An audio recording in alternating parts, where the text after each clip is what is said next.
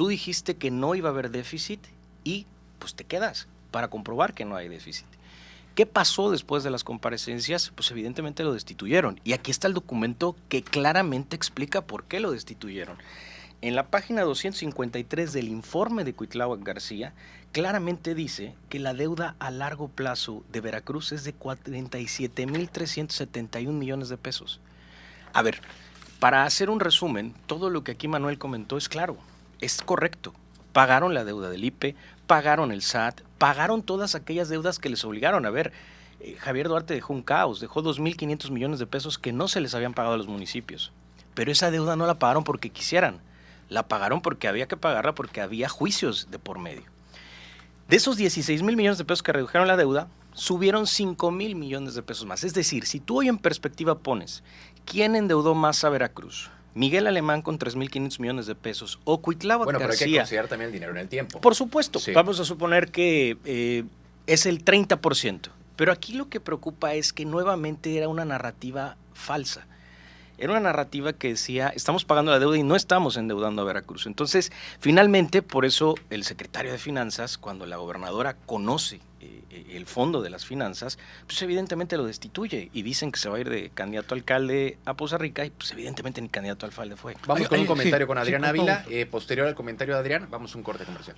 Mira, la realidad es que sí, es interesante el dato que da Manuel del 94, que son 348 millones, luego nos vamos a 3,500 y andamos en el 2024, la realidad en 65,000 millones de pesos, y eso confiando en la información que se nos proporciona. ¿Qué es lo que te quiero decir? O le quiero decir al auditorio. Ha habido una irresponsabilidad y un mal manejo de las finanzas. Y lo quise decir la vez anterior y lo quiero decir en este momento. Sí en Miguel Alemán con 3,500, sí con Fidel Herrera, gobierno del PRI, sí con Javier Duarte, gobierno del PRI, luego viene el bienio de Miguel Ángel Yunes, gobierno del PAN, y el sexenio anterior con Cuitláhuac García, gobierno de Morena. Por eso decía, no es de colores ni de siglas ni de partidos, es ya una perversión, porque aparte de lo que estamos hablando del Estado, está la deuda de los municipios, porque si el grande se endeuda, el chiquito también se quiere endeudar, y todos los municipios andan endeudándose. Entonces hay mala administración, mala planeación, se permite que cualquiera una pésima créditos, supervisión, ¿no? Una pésima supervisión. ¿Qué sucede? Se cumple un protocolo, y se lo quiero decir a los ciudadanos, a los radioescuchas, que se cumple un protocolo. Todo depende de quién tiene mayorías, ¿sí? No es que debe pasar, que el Congreso, mentiras. Tienes la mayoría y lo pasas aunque sea incorrecto, porque normalmente las bancadas obedecen al titular por su color.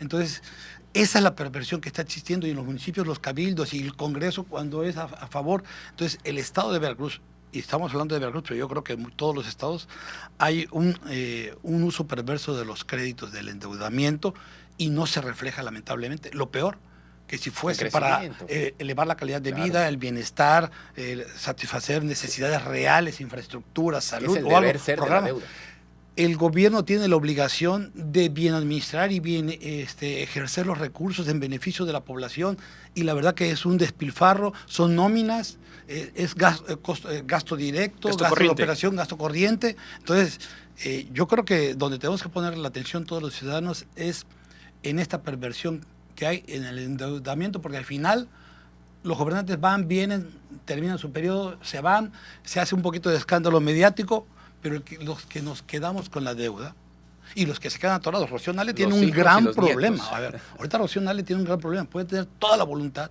todas las ganas de sacar adelante el Estado de Veracruz. Yo creo que todo gobernante lo quiere hacer, pero sí tiene un boquete financiero, y espero que su disciplina financiera sea el ir conteniendo, que no crezca la deuda, irla bajando, pero sin que se reduzcan pues todos los satisfactores que le tienen que dar a la población. Ahora, Manuel, bajo tu visión, en tu visión, ¿se han aplicado en realidad medidas de austeridad reales, o solamente es un discurso lo que hemos visto en estos últimos años con Morena? No, a ver, yo creo que queda claro, y las cifras lo avalan, que ha existido una política de no endeudamiento y además de manejo honesto de las finanzas, sobre todo y además cuando hay voluntad de hacer las cosas, y cuando hay voluntad de hacer las cosas bien.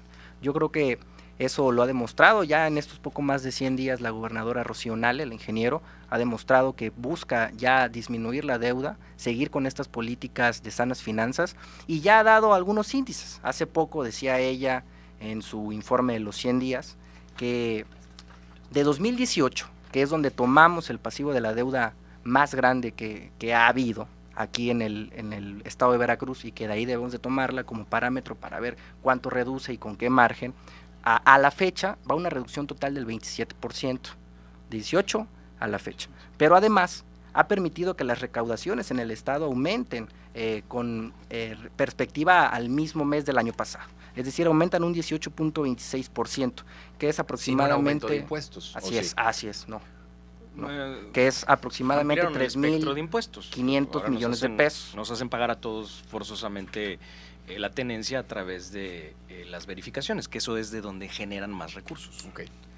También tenemos, por ejemplo, las facilidades que se le da a los contribuyentes que van muy rezagados para que puedan ponerse al corriente, y eso es parte de teoría financiera. Se ha demostrado, y no solamente en el país, que a la reducción de estos cargos, la gente cuando puede pagar, paga, y te da una mayor recaudación, ¿no? Y los resultados están. Y además, se han generado ya también obras en el sector privado, que eso permite que la inversión pública esté saneada, que haya la capacidad financiera para poder seguir llevando a cabo la construcción de incluso carreteras, como ya lo estamos viendo, y eso permite un desarrollo sustentable y sobre todo mantenido. Bajo un esquema neoliberal, estamos hablando, y me da mucho gusto escuchar a un representante de Morena de comenzar a hablar de lo que genera, digamos, esa coalición con el sector privado. A ver, por supuesto que al no existir recursos de la Federación ni del Estado, pues que tienen que hacer ampliar el espectro. A ver, es muy simple para los que nos están escuchando. Hoy la tenencia en Veracruz está ligada a que tú verifiques tu automóvil. Si tú no verificas tu automóvil, te cobran la tenencia. Así generaron mayor recurso. En efecto, no se han aumentado impuestos, pero más contribuyentes pagamos impuestos. Esa es por primera parte. Segundo, que impulsen al sector privado a realizar obras que debería de realizar el Estado, pues es una medida neoliberal. Digamos que vamos encontrando, y con esto no pretendo hacer un contraste de ideas ni decir la Morena, se los dijimos, no. Lo que pretendo hacer... Los neoliberales son del PAN, ni son de Morena, por supuesto ni son que de no. ningún partido, A ver, ¿no? Al lo final que del día es pretendo... una técnica. A ver, claro, Lo es que además hay un discurso muy enfatizado en que el gobierno de Morena no está a favor de la inversión privada, cuando se ha demostrado desde el 2018 en la presidencia que la inversión privada, claro que ha participado. O sea, no estamos en contra de la inversión privada, estamos en contra de la inversión privada mal implementada, de la inversión privada que busca beneficios para privados y no de orden público. Y esa es la gran diferencia. Y ahí es donde Esta encuentras vez, el enfoque las cosas están neoliberal. haciendo... Es neoliberal cuando el ciudadano no recibe el total de la inversión. Me voy a meter. Solo explicar una cosa. Te voy a decir lo digo. Te voy a decir por qué. Porque el tema es deuda. ¿Sí? Ya se fueron a temas de recaudación, que eso es obligación de cualquier gobierno. Sí, claro, es Eso una obligación. O sea, pero no, también es muy importante. No es un paliativo a la deuda, aguas. No, pero quizá les alcance más. Se meten ahora a la obra público-privada, pero al final la público-privada le cuesta al ciudadano, le cuesta al ciudadano. La tenemos que pagar. No hay un privado que la regale. Depende, porque si es una asociación público-privada, el privado pone el dinero y la concesión es del gobierno. Y la cobra el privado y la pagamos los ciudadanos. No nos equivoquemos. Tenemos que hablar por supuesto, como son las cosas. La obligación de un gobierno para que exista es bien la carretera tiene que administrar sus hacerse. recursos, bien ejercerlos y generar satisfactores, muchos otros satisfactores de productividad agropecuaria, salud, educación, cultura, en fin, e infraestructura que eleve la calidad de vida de los ciudadanos. Esa es su obligación y para eso cuenta con un presupuesto. ¿Se puede endeudar? Sí, pero se tiene que justificar.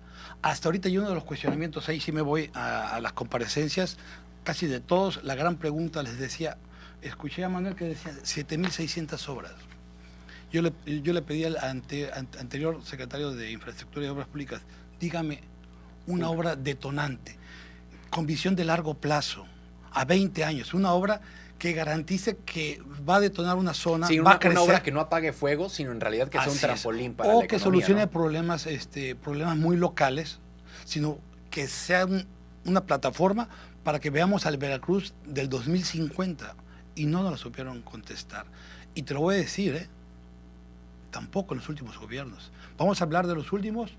No lo vi con Fidel Herrera, no lo vi con Javier Duarte, tampoco lo vi con Miguel Ángel Yunes y no lo vi con Cuitlagua García. Es decir, está bien, el presupuesto hay que gastárselo y siempre hay algo que manifestar, algo que decir, algo que declarar, algo que se hizo. Por el amor de Dios, son 175,000 millones de pesos en un año. Algo se tiene que hacer. Lo triste, aparte de la deuda, es que no hay una visión de largo plazo para generar posibilidades de desarrollo real y elevar la calidad de vida, no en el momento, sino para el futuro. Eso es lo triste de nuestros gobiernos. A ver, teniendo 3 puertos de altura en el puerto de Veracruz, el problema es que la conversación en Veracruz siempre será la deuda. Durante 6 años, Cuitláhuac habló solo de la deuda. Y creo que en Veracruz, coincido con el diputado Adrián Ávila, creo que Veracruz tiene que empezar a hablar de proyectos de polos de desarrollo. A ver, ¿por qué no pensamos en trazar una carretera del puerto de Veracruz directo al primer punto en Estados Unidos, que es nuestro principal socio comercial? ¿Por qué no pensamos hablar de puertos secos? Mira, a mí me platicaron el tema del puerto seco y me parecía algo, digamos que novedoso.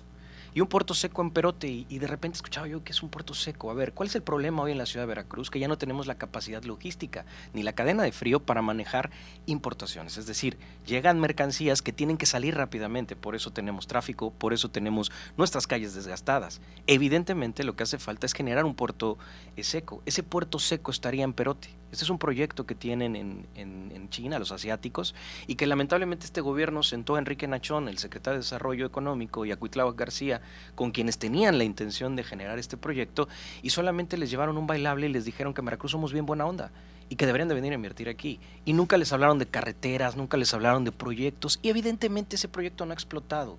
A ver, ¿qué es lo que hace falta en Veracruz?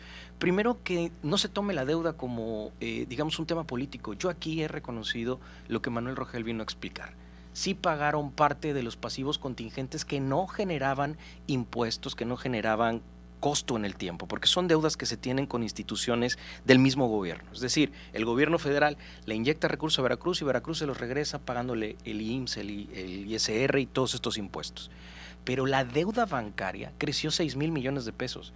Y por eso hoy el gobierno del estado, cuando llega, que me parece que ha dado atisbos de querer cambiar las cosas, pues no habla de renegociación de la deuda porque ya no la puedes renegociar más. Entonces lo que hay que liberar son recursos y empezar a hablar de ese Veracruz con desarrollo.